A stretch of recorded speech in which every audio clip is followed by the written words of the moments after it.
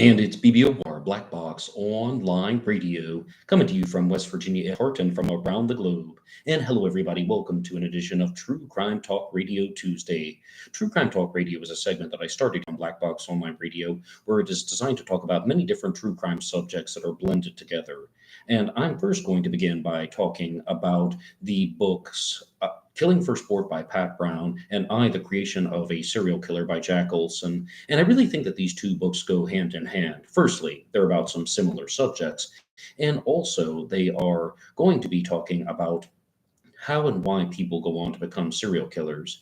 Now, because this is True Crime Talk Radio Tuesday and I'm going to be discussing many different subjects, I wanted to remind everybody that I do some regular segments here on Black Box Online Radio. On Mondays, I do a segment about the Zodiac Killer. On Wednesdays, I do a segment about Jack the Ripper. And on Fridays, I do a segment about D.B. Cooper. Zodiac Monday, Ripper Wednesday, and Cooper Friday. And the Zodiac Killer and Jack the Ripper were serial killers, so you can always ponder and speculate and hypothesize a little bit as to how and why they came to be. By the way, as some people are tuning in, let me know, can you hear everything okay? Do you see the picture all right?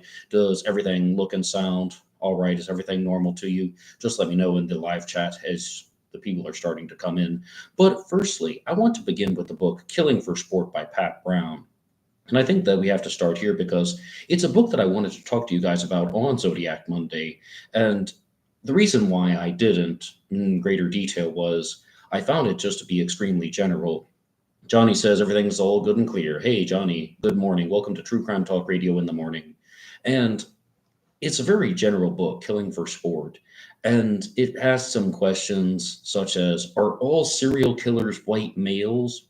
No, they are not. You don't even have to read the book to know that. It's a very simple answer. No, not all serial killers are white males. I'm glad we covered that one. And it also asks some questions about more or less how and why people are driven to kill. And it talks about things like unhealed childhood traumas. And you hear this stuff in almost every single true crime documentary and almost every single type of true crime analysis that is done on YouTube. So I didn't really feel that it tied in too closely with the material for Zodiac Monday, but there are lots of challenge questions that are explored in the book Killing for Sport by Pat Brown. And what I found was that this is one that I thought was really interesting. How do you truly determine whether or not somebody was a serial killer or is a serial killer? And some people think that there has to be three or more murders that are committed with a cooling off period that exists between the murders, like a return to normalcy. And some people say, nope, that's even too many. How about just two murders that, like, somebody commits two different murders within a span of time where they go back to their normal life and then they're just living their normal day-to-day life and activities, and then they go on to murder again, they should also be called a serial killer. But what Pat Brown is exploring in the book Killing for Sport is all about how could we just look at the psychological characteristics of somebody and say that they are a serial killer based on their personality, their activities, and their intent to kill, the way that they're thinking about genetics, the way their brain is functioning. Could these things just determine whether or not somebody is a serial killer? And she uses this example in the book Killing for Sport, talking about how if a kid is eating a bag of potato chips before dinner and mom walks over and snatches the bag of potato chips and says, no, you can't eat anymore, we're about to have dinner, you know what the kid is doing, you know what the kid was planning to do. The kid was going to do it until somebody stopped him. Even if somebody committed one murder and got caught and they had the same neurological functioning as a serial killer, the same genetic components as a serial killer, the same personality traits as a serial killer, the same childhood abuses and experiences as a serial killer, would that person not be labeled as a serial killer? I mean, like, do they not have that same type of personality? And my honest answer to that is no, because they haven't done it yet. And as I said, this stuff wouldn't really tie in too well on Zodiac Monday because, well, no, they haven't committed the crimes yet. And the way I thought about it was, my name is Ned DeHaan, and I'm the host of Black Box Online Radio. And you guys will have to take my word for it, but I have never been skydiving. I've never done it. Do I want to? Yeah. Have I thought about it? Yeah. Am I going to try it in my life at some point? Probably. Maybe not, but probably. Can I say that I've gone skydiving? Could anybody call me a skydiver yet? No, because I haven't done it yet. Same thing with being a serial killer. That person just hasn't committed serial murders. DNA King is here and says, howdy. Howdy to you, DNA King. Good morning. Welcome to the show. So there are some very basic types of challenge questions that are explored in Pat Brown's book, but I want to come back to this concept of, are all serial killers white males? On Monday through Friday, like during like the business week, Monday through Friday, I release shorts here on Black Box Online Radio, and I talk about different true crime cases, mostly about serial killer stories. And no, not all serial killers are white males. There are countless examples of serial killer stories that I can share with you guys that I've been talking about on the show.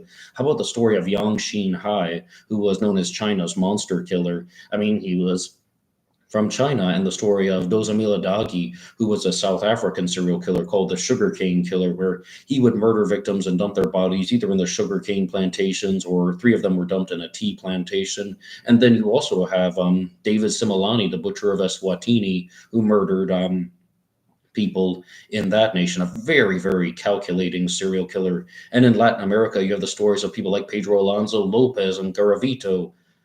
Serial killers exist in all parts of the world. They exist throughout history in all different types, from all different backgrounds, for all different reasons. Because when I've looked at a lot of the stories for the shorts, I mean, I'm talking about stuff like going back to Spain centuries ago and looking at the story of Manuel Roma Santo, who was more or less known as the werewolf of Ayariz. He was this guy who believed that he could turn into a wolf, and he was committing the crimes when he was in his wolf persona. Most likely total BS, but that is something that he was talking about. That was his defense or something like that. And just today, I released the short on Gilles de Rais, who is the person who became the inspiration for the stories of Bluebeard. And he was a French serial killer who murdered approximately 140 people. And somebody even responded to that short by saying, no, no, he was framed by the church. It's a conspiracy. Can't comment on that part. But the point is, these types of crimes happen all over the world, and they've been happening throughout history. If you look up the story of Manuel Roma Santo, you're going to see that he's listed as Spain's first serial killer only a couple hundred years ago, several hundred years ago. Absolutely not. There have been serial killers going back to the Roman Empire, to the Greek times, perhaps even back to the time of the cavemen. Cat Daddy Steve is here. Good morning, Cat Daddy Steve. Welcome to True Crime Talk Radio in the morning, True Crime Talk Radio Tuesday. And as I said, though, I've also been reading the book that is called I, The Creation of a Serial Killer by Jack Olson, which mostly explores the story of Keith Jesperson. And firstly, I would like to give a shout out to Melissa Rose Tappa, who's the webmaster of ZodiacKillerBomb.com. And she was the one who recommended that I check out the story of Keith Jesperson, who went on to become a serial killer called the Happy Face Killer. And looking at these observations and questions that have been raised by Pat Brown in Killing for Sport, I thought it was a very interesting segue into a book called The Creation of the Serial Killer. Firstly, I really have to give credit to Jack Olson. The title pulled me in. You shouldn't judge a book by its cover, but as soon as I saw something called I, The Creation of a Serial Killer, I knew that I had to read it. I knew that I would be very curious about this particular subject. And I'm reading the story about this guy who is really defying a lot of the common beliefs that people have about serial killers. Keith Jesperson was the Happy Face Killer. He was 6 feet 6 inches tall, 250 pounds. By his own admission, he was a pretty good boxer. He knew how to fight. He took this job as a laborer once, and he's new on the job, and 8 different guys approached him, and they started trying to push him around, start a fist fight. One of them even had a bat. In short, they wanted to assault the new guy on the job for some reason that isn't disclosed in the book. And he fought back, 8 against 1. One guy swung the baseball bat at him, and he blocked it rather easily, picked up the bat, struck the guy in the arm, and really injured him. Then he hit another guy in the leg, and then the 8 guys just ran away. And he's just like talking about how he was much bigger than all of them, and he knew how to fight. And this really defies a lot of the beliefs that people have about serial killers. Serial killers are not always sad, lonely men, because in addition to being much larger than other people, he's not just some little scared, fragile man who doesn't know what to do. He is 6 foot 6 and very capable of defending himself. Mr. JSV is here. Hello, Mr. JSV. And he is someone who knows how to fight back. So that also doesn't completely blend in. Moreover, he was in a relationship, an on and off again relationship with a woman named Peggy, who, as I understand, was somewhat emotionally abusive to him. Even though he can defend himself against other men, he openly says that he had these types of weak moments when he lets his girlfriend walk all over him. But he also talks about how he enjoyed the sexual relationship. And this goes into the whole concept of how somebody goes on to become a serial killer because of unhealed childhood traumas, unprocessed childhood traumas, so usually partnered with some type of psychopathic or sociopathic tendency. And also, there can be issues such as narcissism, and even with morbidity, like these fascinations with morbidity. If you look at the Richard Ramirez, the Night Stalker, this get heavily becomes pulled into one of the reasons as to how and why he went on to become a serial killer. Just looking at the background that he had, where he would just retreat into a graveyard for security when he was a kid, it became his hiding place. That could have been a contributing factor to him going on to become a serial killer. And also, you have people like Jeffrey Dahmer cutting apart animals, committing and performing necropsies on animals. Morbidity can be a very big and influential factor on people when they are becoming serial killers. But with Keith Jesperson, he also defies another particular aspect of serial killers, and that is he has a sexual relationship. He's not completely rejected from society, but he does have these types of morbid curiosities that are fueled by the media, particularly because of the story of Ted Bundy. And multiple times in the book, I, The Creation of a Serial Killer, there are these elements that are pointed out where he's just looking at how, oh, well, Ted Bundy did this, I want to try it. And that doesn't mean that the media is to blame for a second. Yes, the media takes these stories and they just share them and plaster them around, and they're going to show Ted Bundy in the courtroom wearing his suit and tie. And I personally don't think they glorify Ted Bundy at all. If anything, I think they make him look like a total slime ball. And some people might not use those exact words, excuse me, but that's how I think of Ted Bundy. Now that you know that he's a serial killer and he's all just kind of like smirking and laughing, you know that it's a facade. He's a slime ball, and that's really what it is. But Keith Jesperson took the information and he used it for a destructive purpose. And he met a girl at a bar once who was more or less just trying to be with him and trying to be close to him, using him for money, so to speak. She wanted to do some romantic things with him, but she wanted him to pay for stuff and then buy her food. And ultimately, he murdered her. And if you ever do read the book, The Creation of a Serial Killer, it is extremely graphic. I mean, I was surprised at how graphic this book was. You're going to find sentences like, this is what I was contemplating when I was putting my dick in inside of her and outside and putting it back into her. Stuff like that to that level. And very, very detailed activities of what the killer was thinking and experiencing. And he openly talks about how some women were just asking for it. As I said, this book goes hand in hand with Killing for Sport by Pat Brown. That exact subject is discussed and covered in Pat Brown's book when she's looking at the whole angle of a lot of serial killers are not thinking, well, I had a lousy childhood, I had some traumatic experiences, now I'm going to get revenge on society because of these experiences, and I'm going to recreate the cycle of destructive behaviors to fuel my own self-serving agenda. They don't think about it in that way. And most likely that's going to be true. With Keith Jesperson, the happy face killer, all of that is there. All of that is in the book.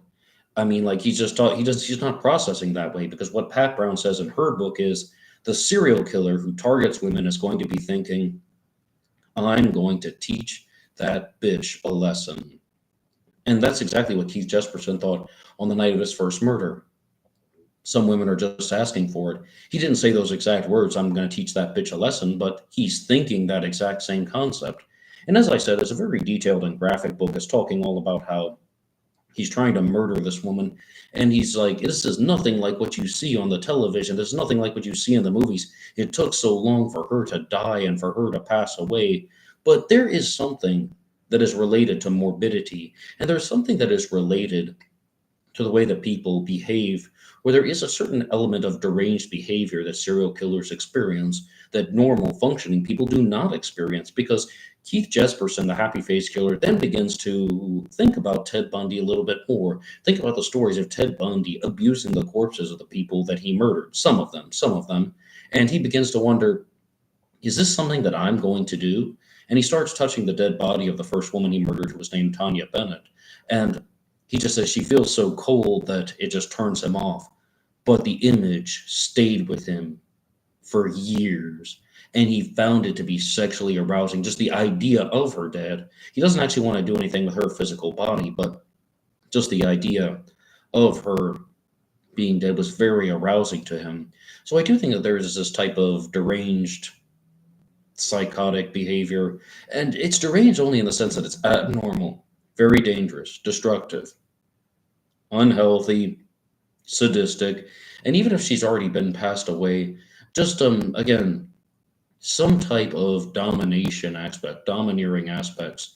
And Keith Jesperson openly talks about this in the book when he's just saying that he had these types of very abusive things in his life, but he decided from a young age, his childhood sucked, but he was never going to hit a woman.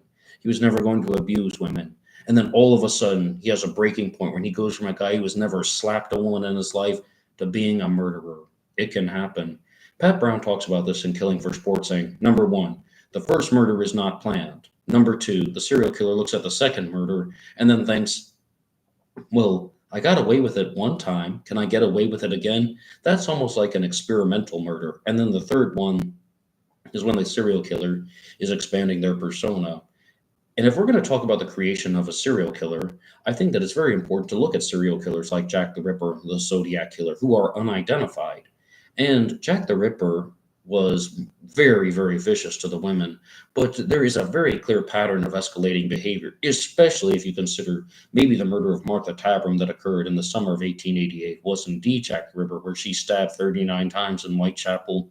Then by the Autumn of Terror, Jack the Ripper is mutilating the women in very vicious ways. Very clear escalations in destructive behavior. Now here's a challenge question for you.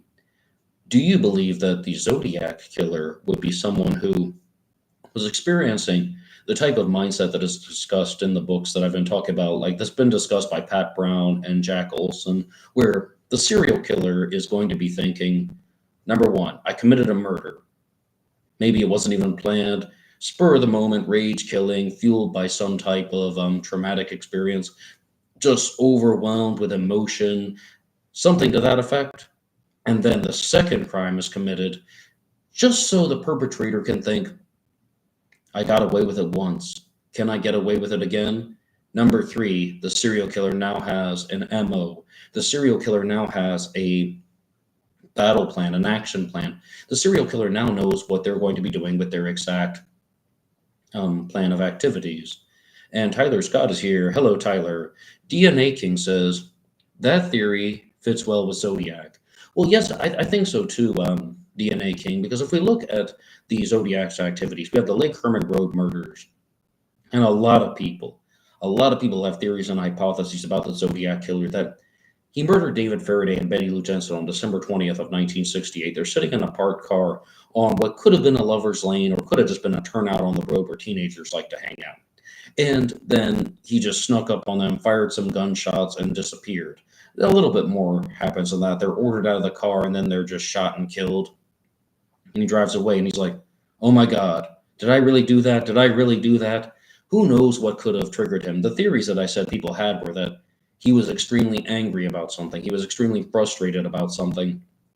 There could have been a problem in his personal life. That is another big reason that drives serial killers to murder.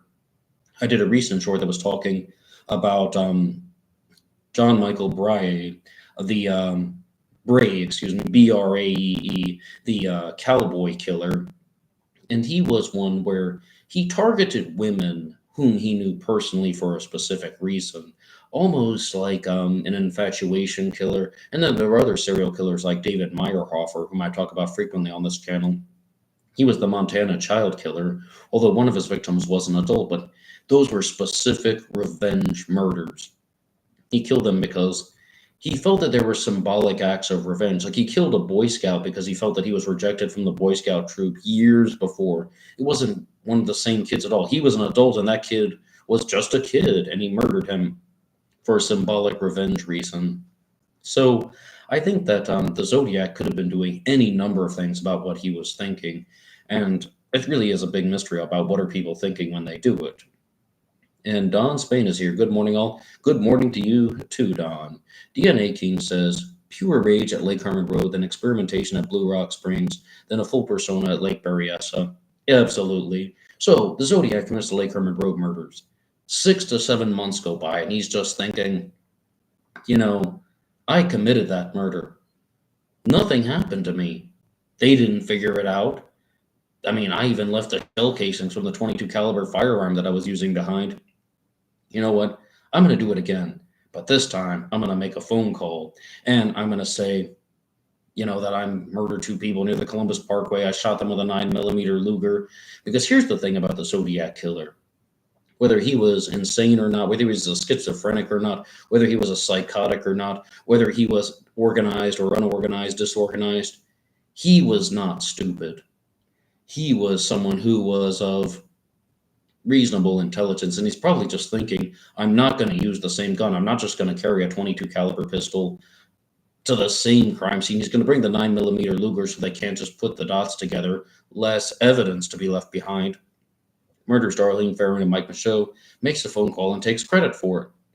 He's gotten away with murder twice. Then you have something escalating to the creation of the letters and the ciphers.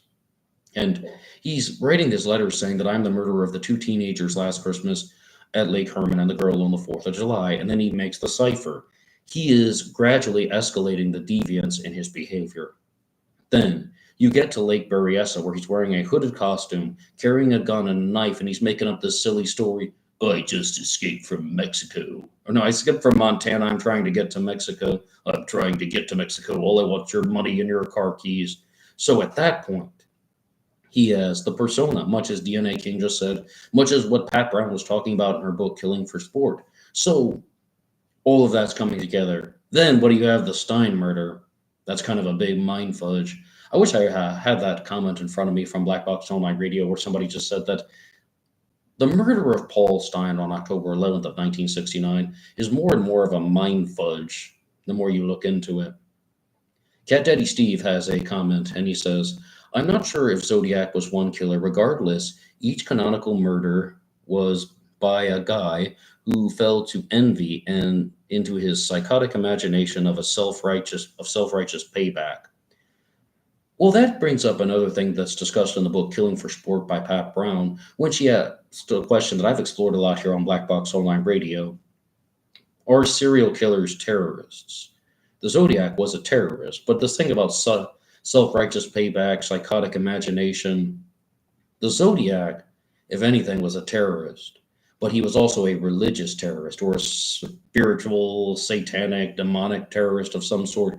He said, clear as day, that he was doing this because he wanted to die and be reborn in paradise, and those whom he had killed will be his slaves. Did he believe that? I don't think so. But that's the motive that has been shared to the general public. And the Zodiac Killer did not back down from it. He's just like saying it in the 408 cipher. He's saying it in the 340 cipher. He's saying it on the Halloween card that was mailed to Paul Avery. So I think that this is something that is just a very, very big component of what the Zodiac Killer is going to be trying to put into play. Has this persona. Now, is this some type of self-righteous payback? Perhaps. But that's what is shared. And I think that this is a very clear intersection on how a serial killer and a terrorist can be the same person. You can have serial killers who are also terrorists. Ted Kaczynski, the Unabomber, would be an excellent example of this. But what was talked about in the book Killing for Sport by Pat Brown was, what if you had, some of these religious fundamentalist terrorists who perhaps are with Al-Qaeda or a similar network, and they murder multiple people, and then there are big gaps in between the time frames, and there's return to normalcy. Would they be viewed as serial killers? And I think no at that point, because murder is not the primary focus. Their fundamentalism is the primary focus. Don Spain is here, who says maybe he started by killing lovers because of jealous rage at not being successful with love. Then he developed the Zodiac Persona and experimented with other types of murder. Very possibly, but there are people out there who have Zodiac Killer suspects who are married with children, fathers and family men. And it becomes rather bizarre when we're trying to analyze this because serial killers can go on either side. Some are married, some are single, some are sexually active, and some are not. I just talked to you about Keith Jesperson, who has this lousy relationship, but he enjoys the sex with his girlfriend, Peggy, if that is her real name. And that's what she's called in the book. And that would be an example of someone who has a sex life that, by his own admission, he enjoys, yet he still goes on to become a serial killer, murdering other people. And the example that I always refer to is Anthony Robinson, the shopping cart killer, who would take women to hotel rooms, and he is doing drugs with them in these like low quality hotels, and he murdered 4 women, and he disposed of 2 of the bodies using a shopping cart. That's why he's called a shopping cart killer. And he's another example of a man who had access to women, and he's in the hotel rooms with them, and he has their consent for all of this stuff, and he's still murdering them. He's still escalating things to murder. And there are also other serial killers out there, such as Tony Abels, who was known as the Tampa Rat, some guy who would just beat his girlfriends to death. There are just serial killers who have relationships and they still go on to kill. Now, you might be noticing a big difference with all of the examples that I've just listed, or we're talking about Tony Abels or Anthony Robinson or Keith Jesperson. These people were targeting females. Think about everything that I just said. The story of Keith Jesperson murdering his first female victim, and then someone murdering their girlfriend, someone murdering women whom he's spending time with in hotel rooms. Those are lone females. With the Zodiac Killer, it's completely different. He never once targeted a lone female in any of the confirmed crimes. Something different is going on. Now, this could tie in perfectly to the stuff about how the Zodiac is just commits the first crime out of rage, the second one's an experiment, the third one's a persona, and the fourth one is like a game changer, something to confuse people. And Phil and Sammy Adventures is here, who says both John Douglas and Denise Huddle think that the Zodiac was referring to Deer Lodge, Montana during the Lake Berryessa murder. It is an important clue. How much of a coincidence to give that? Now, that is based on a few things. Like when you read the police reports, it states that Brian Hartnell wasn't even, at one time, it sounds like he's sure that he heard the word lodge at Lake Berryessa. The Zodiac's holding him up, and he says, I killed the 2 prison guards when I'm trying to escape from Deer Lodge Prison in Montana, and then I'm trying to get to Mexico, that thing that I was talking about.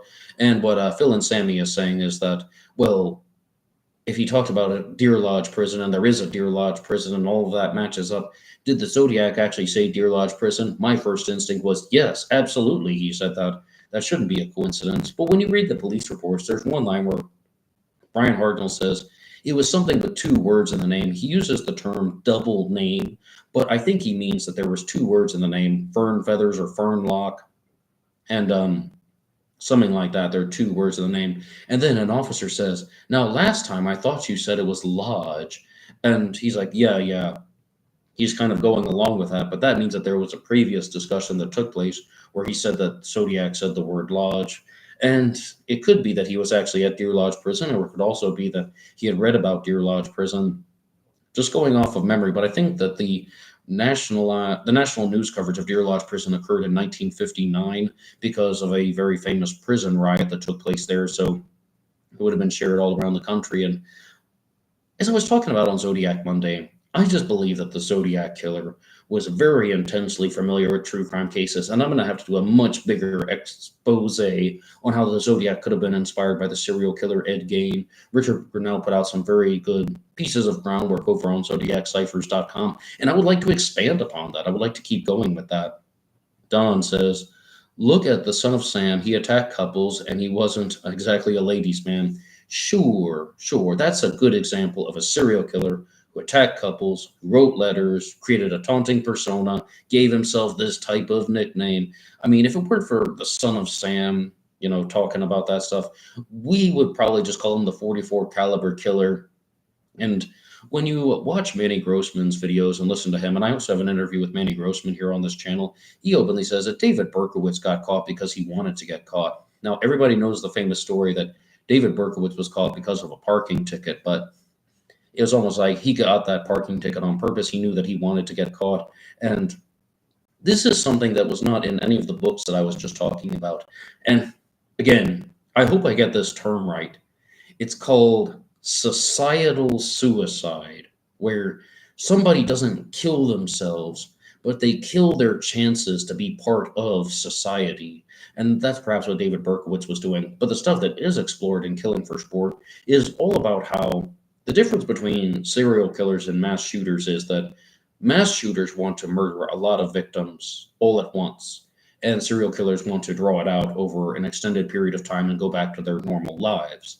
Now, I think one of the biggest examples of this is James Holmes, the Aurora, Colorado shooter, who, by his own admission, stated that he wanted to become a serial killer. But the reason why he chose to become a mass shooter was he thought that there would be more victims, that he would murder more people. Terrible, terrible stuff. Absolutely sickening. But that's what his plan was. And he's going to be spending 3,400 years behind bars.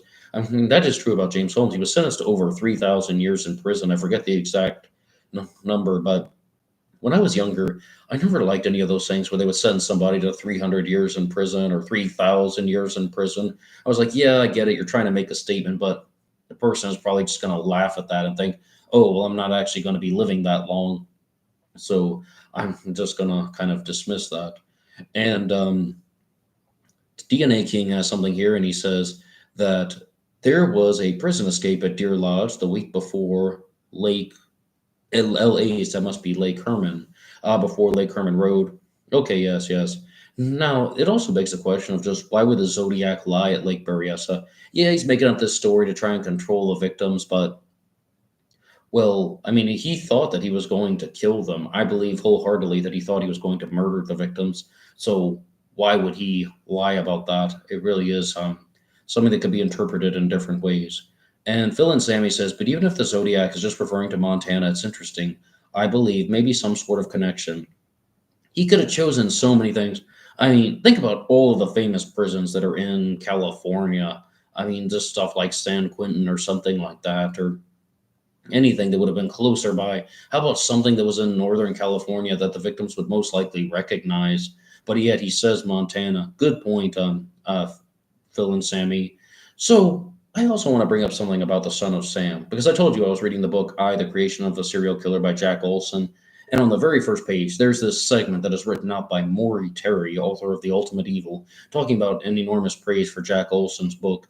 And I don't know if Jack Olson would have known at the time, but I actually think that that's a disservice, where that's almost somebody just, Maury Terry is not the literary great that people once thought he was, or even just someone who wrote a fascinating book filled with true crime theories, The Ultimate Evil. Now Maury Terry is more or less viewed as a liar. Let's just get to the point. Batman 66 is here. Hello, Batman. Viva el Nedo. Muchas gracias, Senor Batman. Anytime. And Tyler Scott says, the Zodiac was just BSing on the fly. Okay, now, Tyler, I think that the Zodiac said a lot of BS at Lake Berryessa. I don't know if it was all on the fly. You guys know my stance on this. I think that he was saying the words to try and control the victims, saying that all I want's your money, I'm just trying to get to Mexico, putting them in a false sense of security. And I think I'm actually the first person to say this, that I think that the reason why the Zodiac was doing that was because he read about the 1966 South Chicago massacre and Richard Speck, who murdered 8 student nurses on one night in 1966. He held them up at gunpoint and said, all I want is your money, I'm just trying to get to New Orleans. And he tied them up with pieces of bedsheet and he stabbed them, even though he was carrying a gun. Okay, I am also the loudest voice to admit that that could be just a pure coincidence. And this is the problem. I've talked to you guys so much about how I believe that the Zodiac Killer was using Jack the Ripper as a playbook. I've gone through countless observations, similarities, striking similarities between the Zodiac and Jack the Ripper. But think about everything that I have said in this episode right here, right now. It could just be that that's how the two people were thinking. Well, commit one crime. Now I want to try it in a different way. Now I got away with that one. Now I want to do it my own way to sort of create this type of persona. And then that's going to lead into committing either more intense crimes or crimes that would fuel the person's excitement. Because I told you that some people view the Paul Stein murder as a mind fudge, and they just can't figure it out why he would choose to de escalate the criminal behavior. We're in this hooded costume that's all elaborate, done with care and precision, making up the silly story.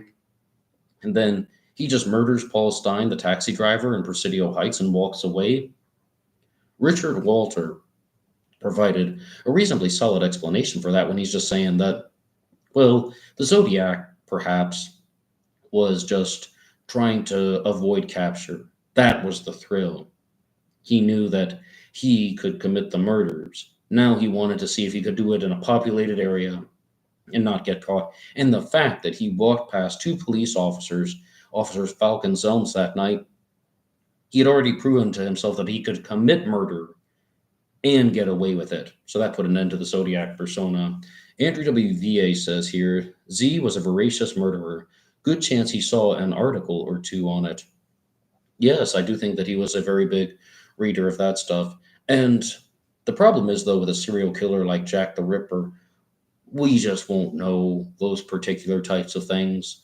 We just really won't know the influences that drove Jack the Ripper to murder the women in the way in which that he did.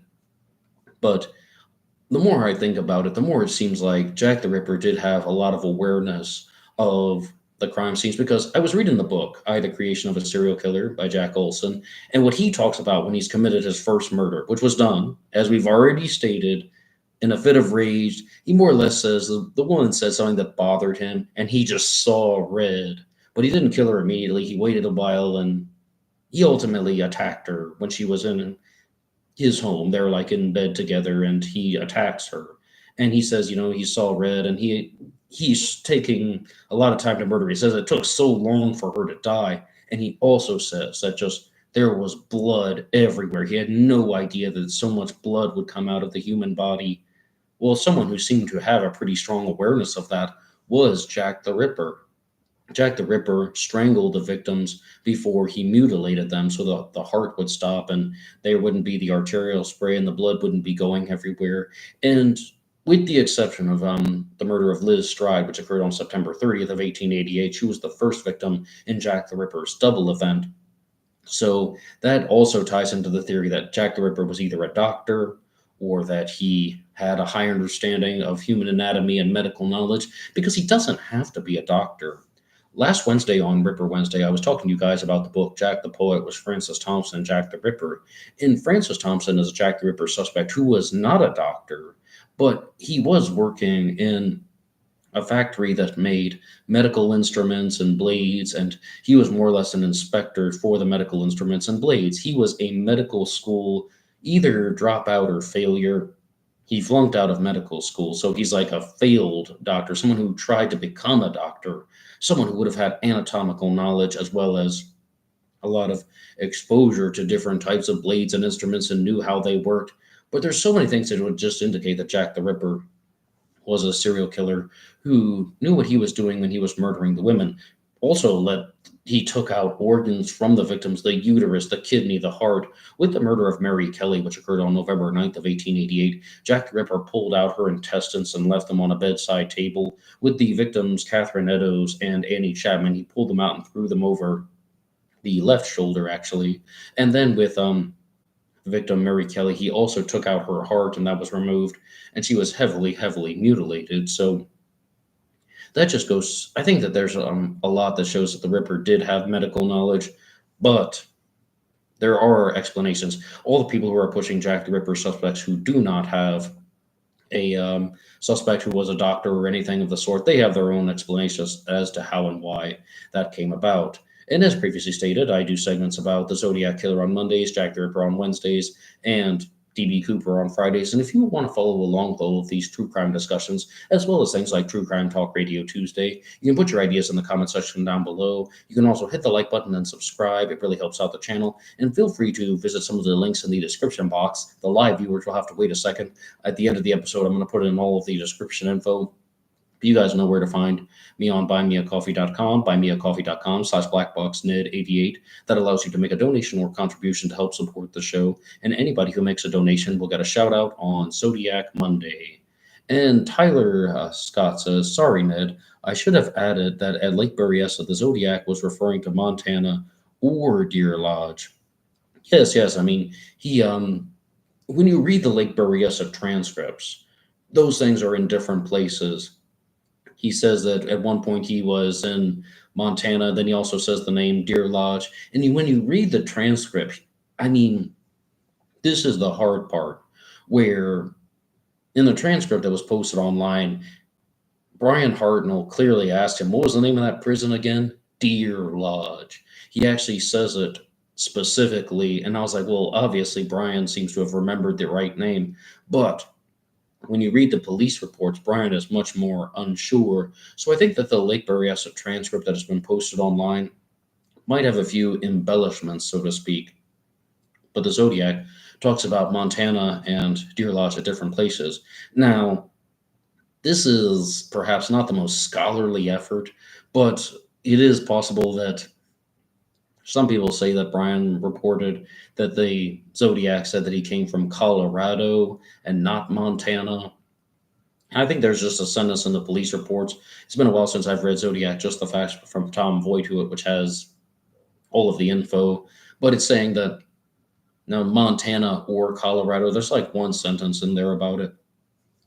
But here is one from Batman 66. The original FBI file says as many as 1,500 people are suspects concerning the Zodiac Killer, and they were interviewed. Do you think the actual Zodiac Killer was among them and got cold feet because of it?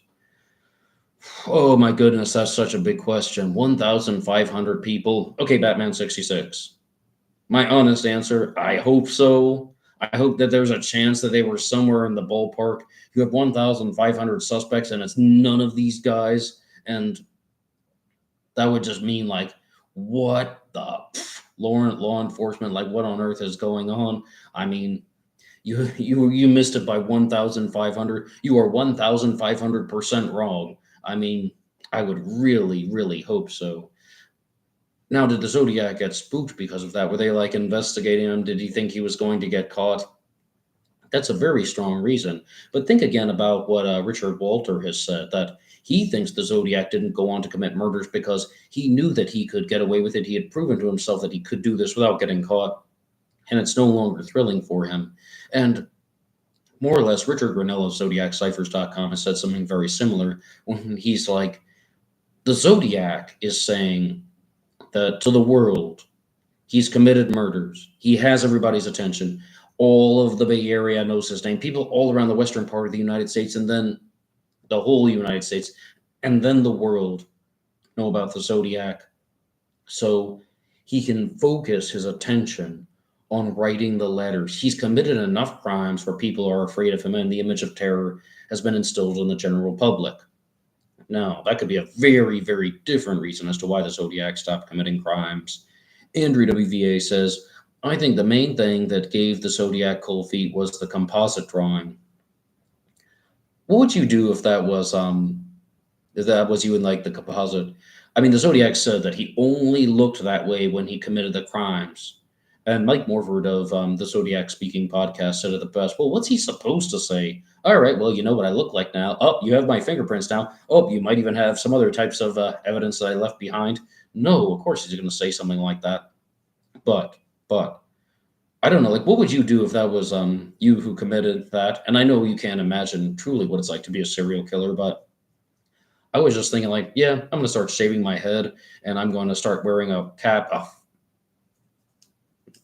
wrong choice of words. What would I do? I mean, definitely alter my hairstyle or something, lose the glasses for a bit, and I mean, just anything to make yourself look different than the composite sketch. And some people can grow out their hair in very long ways. And Tyler Scott says the Zodiac's paranoia may have grown to an extreme recluse. Sure, sure. And this really is something that is also a commonly held belief, though, about criminals, that they go on to become recluses when they are not committing crimes. And I first learned about the Zodiac Killer on America's Most Wanted, and I used to watch it every Saturday night at 9 o'clock Eastern with John Walsh. And I remember, though, that there would just be some stories of criminals who would commit a crime and they would go on to become an extreme recluse. And then there would be other stories of a criminal who committed crimes and then they would just be living large and then they would just be like partying it up and just kind of flaunting everything. Even the ones that stole money, they would just be celebrating with the money that they stole. Everyone is really different.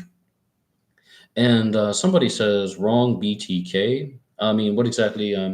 Maybe I missed something in the chat here. But Phil and Sammy says Mike Morford said his suspect McDuff had a cousin at Deer Lodge, I believe. Oh yes, and that's the reason why Morph believes that the Zodiac Killer was talking about Deer Lodge Prison in Deer Lodge, Montana. Now, Phil and Sammy, is this what Morph said, that McDuff had a cousin at Deer Lodge who was sick? I think it was pneumonia or something similar. And then right before the Lake Berryessa stabbing, the cousin got sicker, like took a turn for the worse.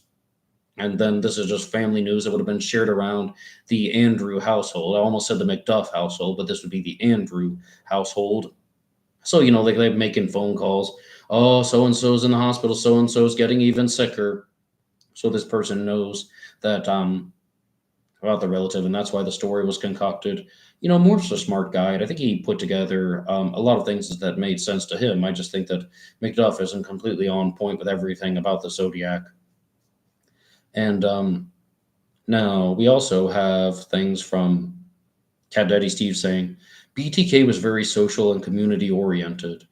Oh yes, yes. I mean, some criminals are, and some criminals are not. Like, there are going to be criminals who just spend an enormous amount of time by themselves, and they're actually going to be living the life of the sad, lonely man. And then they even go on to not only become serial killers, but also mass shooters. When I did the story about Robert Louis Deere, who was the Planned Parenthood shooter, he was more or less a guy who lived in a trailer in a remote part of Colorado, almost completely isolated. And he went down this rabbit hole about how Planned Parenthood was selling baby parts, and he shot up one of the clinics in Colorado. And he's just freaking out in the courtroom, and he had a viral video for a while. That's the guy who is the deranged, lonely man murderer. But then you have people like BTK, who are very active and loud members of the community. You have Ted Bundy, who is an extremely sociable person. Why is there this commonly held belief that serial killers are all sad, lonely men? Look at people like Ted Bundy. He wasn't even conventionally unattractive to women. I mean, absolutely not. And you even have John Wayne Gacy, who was someone who was a little bit more, I guess, awkward around people, but still very sociable. Threw the biggest 4th of the July party on his street. And serial killers are not always unfriendly people who just turn into recluses. And a lot of people believe this about the Zodiac Killer. They think that the Zodiac was just going on being the nicest guy in the world and just the type of person who was just very friendly, but completely non-threatening.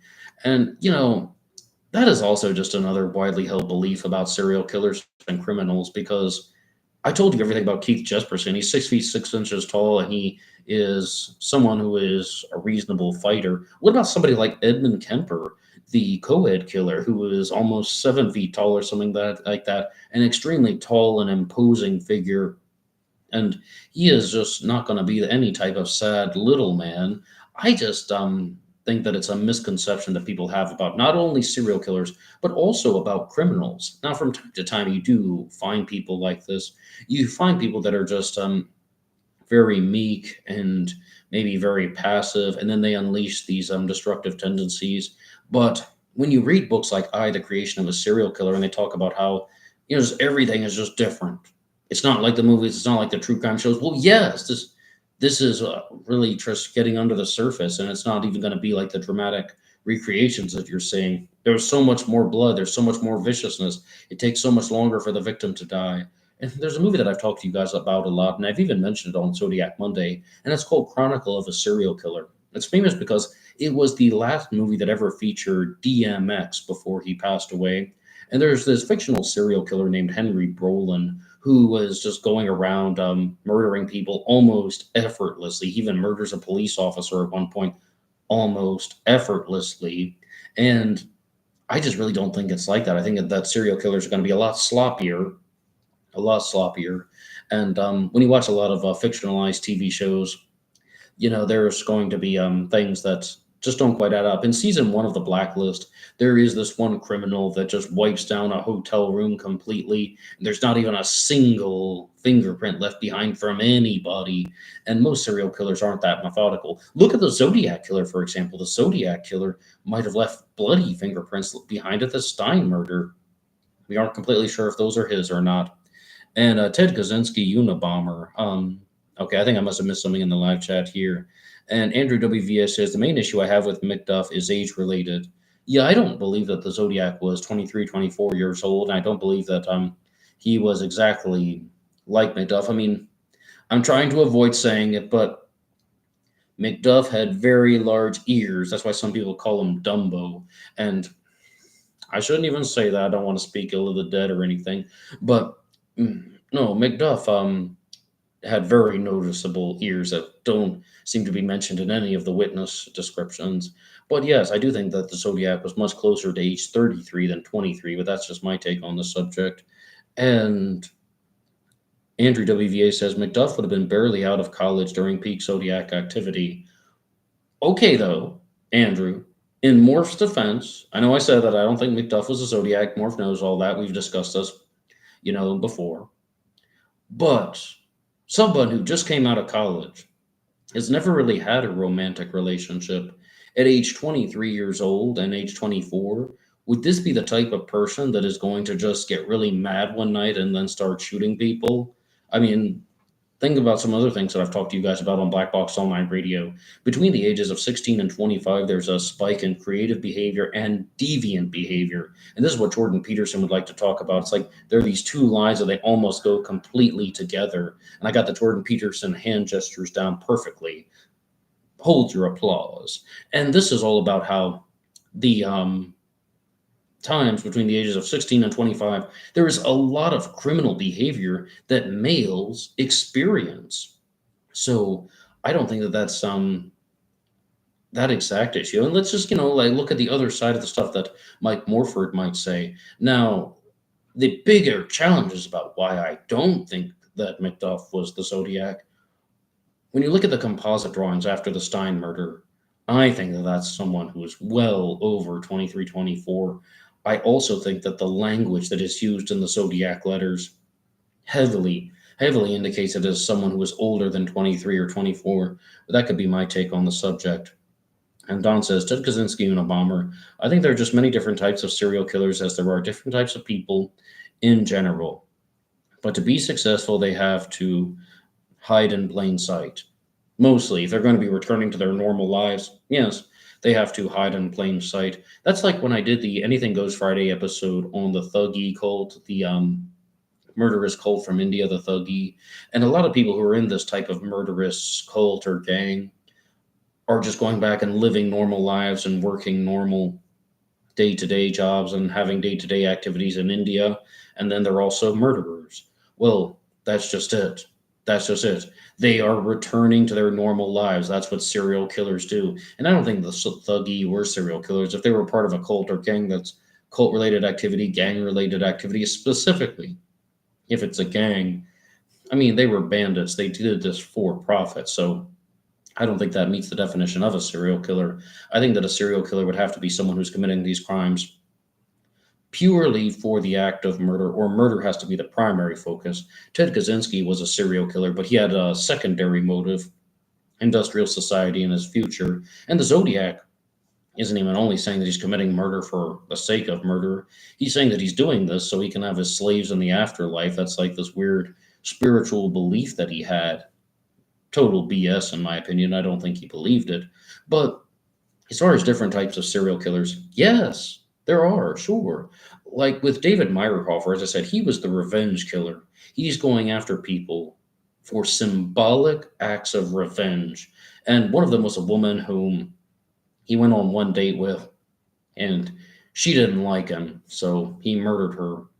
I told you the story about the Boy Scout, and I told you there's another story where he abducted a girl because of some other personal reason. That's a symbolic revenge killer. And then you have other stories out there, such as, excuse me, the Black Dahlia Avenger.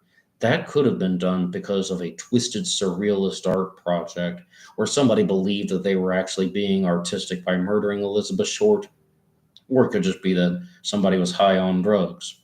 And then you have revenge killers that aren't doing things in a symbolic way. Because one of the leading theories with Jack the Ripper is that the Ripper was doing this because he contracted a venereal disease from a woman, and all of a sudden, he wants to get revenge on women. That's why the women were targeted in 1888. Polly Nichols, Annie Chapman, Liz Strike, Catherine Eddowes, and Mary Kelly, maybe Martha Tabram. Because the Ripper is just very upset at women that he has contracted a venereal disease, most likely syphilis, and that it's also destroying his brain to a certain extent. That wouldn't be an act of symbolic revenge. No, that would be symbolic revenge as well. I was about to say that that's an act of just pure revenge. No, but he wants to get revenge on all women because he associates them with the person who gave him syphilis. And an act of like direct revenge would be someone is mean to them, and that person wants revenge on that person for being mean to them. And then there are other serial killers who just have these types of murderous plans that they want to put into action. Some people will disagree with everything we've said about the Zodiac Killer in this episode, and they're just going to be thinking that the Zodiac planned everything out. Think about like Gareth Penn and Ray Grant, the people who believe that the Zodiac was very, very calculating. The Zodiac, or Zodiacs plural, had all these things planned out to a T, and they just knew exactly what they were going to do. And this is how they were going to commit the murders, and everything is done for a specific reason. And that could all be correct because it's an unsolved case. And Andrew WVA says, great point, Ned, about Macduff. He referred to, the Zodiac referred to killing those kids. This suggests that someone who was much older than the victims. Well, if Macduff is 24 and Darlene Ferrin is 22, that's something that I think about a lot. She would hardly be a kid compared to him. She's practically his age, a contemporary. And there are other types of serial killers out there. There are just the sexually motivated predators, and that's more like the Ted Bundy types, but also people who just get some sort of direct sexual arousal from being with the victims. They also want to sexually assault the victims first. Gary Ridgway, the Green River Killer, he is a very big example of a serial killer who is a sexual predator. And this is quite different than people like the Son of Sam or the Unabomber, who they have the sexual motive, but they're not making physical contact with the victims. And Jack the Ripper as well gets brought up in these discussions a lot. The Zodiac gets brought up in these discussions a lot. Someone who obtains sexual arousal without physical contact with the victims, or without sexual activities done to the victims. People believe that Jack the Ripper got a sexual form of arousal or some type of sexual experience from mutilating women. Some people believe the Zodiac experienced some type of sexual arousal or some type of stimulation when he was shooting people. And the Zodiac admitted it. He said it's better than getting your rocks off with a girl. Tyler Scott says, hello, everyone. Has a police officer or law enforcement of any kind been a suspect as the Zodiac? Yes, they've been suspects. I don't know if you mean like a suspect who was seriously entertained. How about Officer Richard Hoffman, who was patrolling Blue Rock Springs Park before the shooting of Mike Michaud and Darlene Ferrin? How about Hal Snook, Thomas Henry Horn, suspect, or the subject of the book The Myth of the Zodiac Killer? He was a narcotics officer, the founder of the California Narcotics Association. And Joseph D'Angelo, the Golden State Killer, is also a Zodiac Killer suspect. The member of the anti-burglary task force who was using the tactics that he learned from law enforcement against his victims. Now, do you mean has law enforcement actually put a police officer on their radar?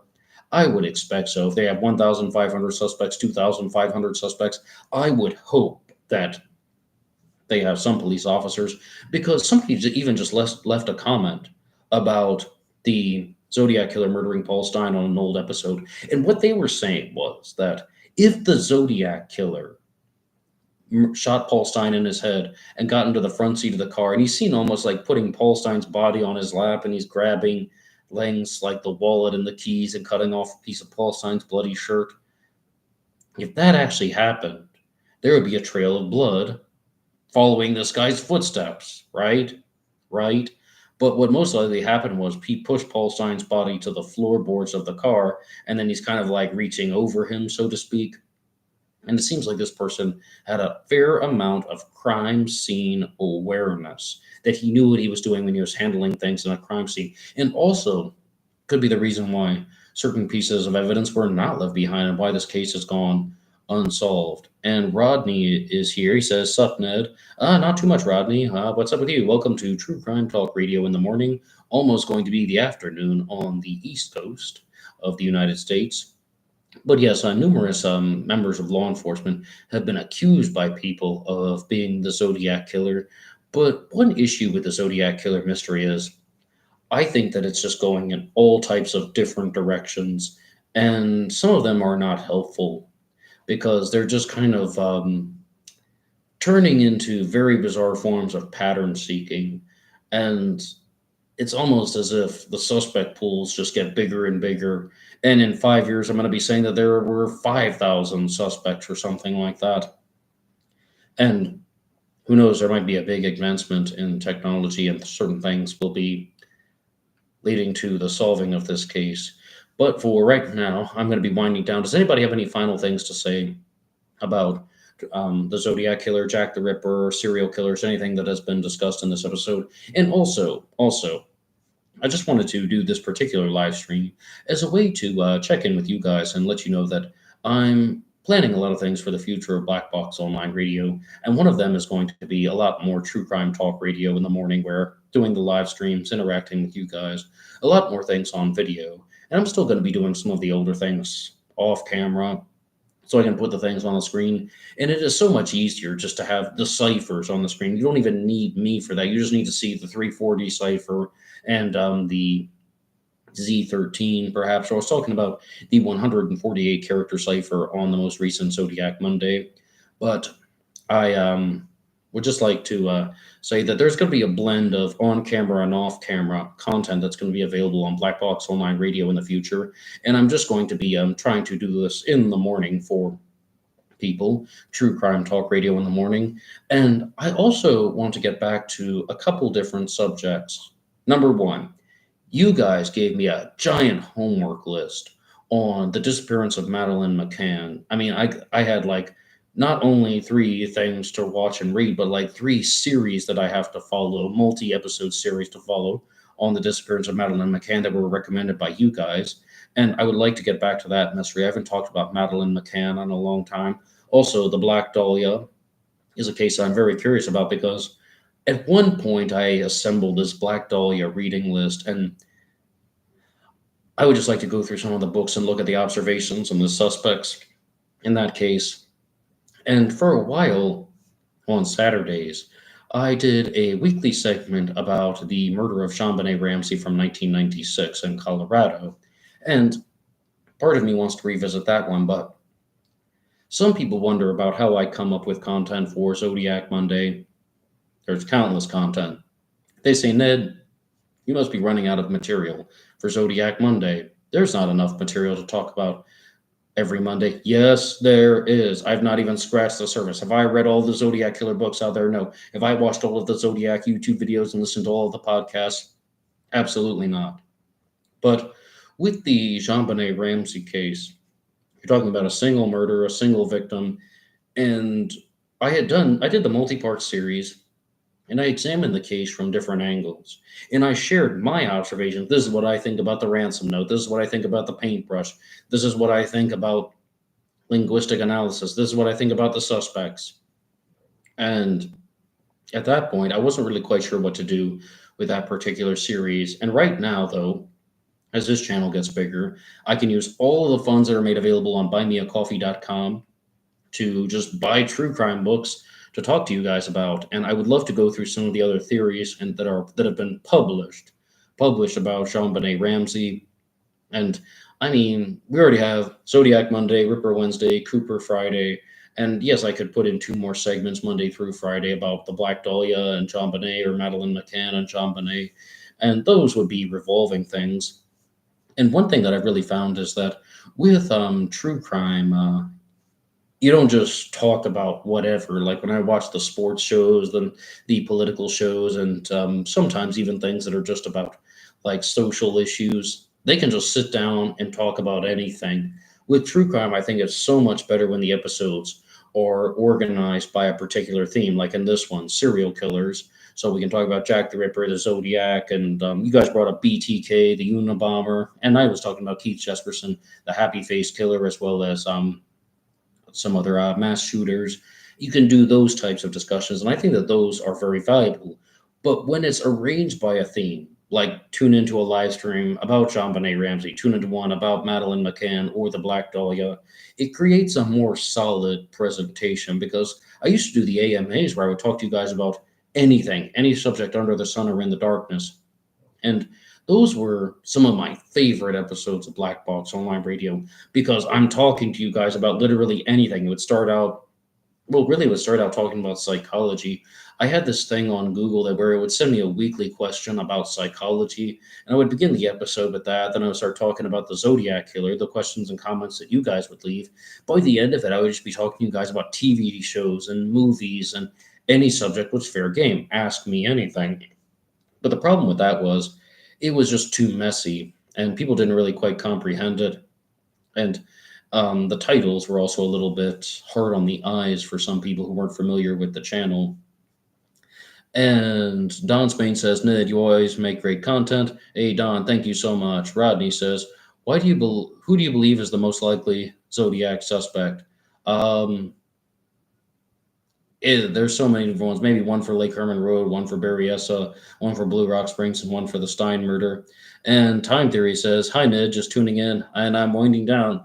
Time Theory, do you have anything to share right before I head out? And Batman66 says, I missed the interviews with various true crime authors, but I know it must be challenging. And I'm looking at getting more of those back. And that is another thing that I really did like about doing this channel is that there was a blend of interviews and my own episodes. Like last fall, like around October, November, December, I did Monday as Zodiac Monday, the Zodiac Killer News Report. And on Tuesdays and Wednesdays, I would do the interviews with true crime writers. And on Thursdays, it would be like this. I do the live stream where I would get to talk to you guys. And Friday would mostly be a Zodiac Killer interview. And then on Saturdays and Sundays, I would put out parts of the White Horse Killer saga, the books that I write, they're fiction novels. And somebody asked me, hey, where's the next installment of the White Horse Killer saga? And I was like, I'm going to get started on that real soon. It's all up here. I know the whole story. I just haven't written it down yet. But I would like to get back to that too. And you can also check those out if you're curious about them here on Black Box Online Radio. You can listen to the audiobooks 100% for free on BBOR. The Killer on a White Horse, Down the Dark Lane, and White Horse Strong, the 3 books in the White Horse Killer saga. And I'm going to start on the 4th story real soon. And Danny Rolling is an interesting case. I'll have to look into that one. Time Theory. And 27 watching and 7 likes. But hit that like button. I want Ned to keep doing this. Yes, anybody, you can hit the like button if you want and subscribe, please. It really helps out the channel. And thank you so much, Tyler Scott, for recommending that. And Cat Daddy Steve says, watch Deception Detective on the Madeleine McCann case, and a great show this morning, Ned. Hey, thank you so much for everybody for stopping by on True Crime Talk Radio and sharing your ideas about these true crime cases. I know we talked a lot about the Zodiac Killer, but you guys brought up some other stuff.